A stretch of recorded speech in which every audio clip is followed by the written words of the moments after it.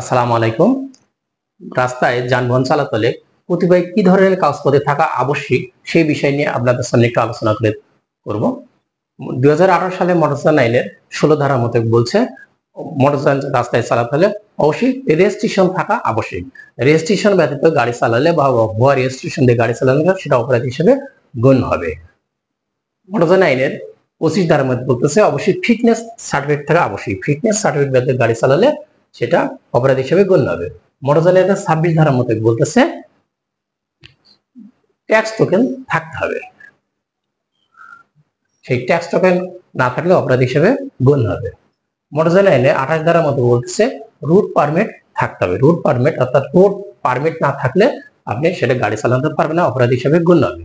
মোটরযান আইনের 60 ধারা মোতাবেক ইন্স্যুরেন্স সার্টিফিকেট থাকতে হবে। ইন্স্যুরেন্স সার্টিফিকেট গাড়ি চালালে সেটা অপরাধ হিসেবে গণ্য হবে। এছাড়া মোটরযান আইনের 4 ধারা মোতাবেক চালকের ড্রাইভিং লাইসেন্স থাকতে হবে এবং 14 ধারা মোতাবেক কন্ট্রাক্টরের লাইসেন্স থাকতে হবে। এর ব্যতীত গাড়ি চালালে সেগুলো অপরাধ হিসেবে গণ্য হবে।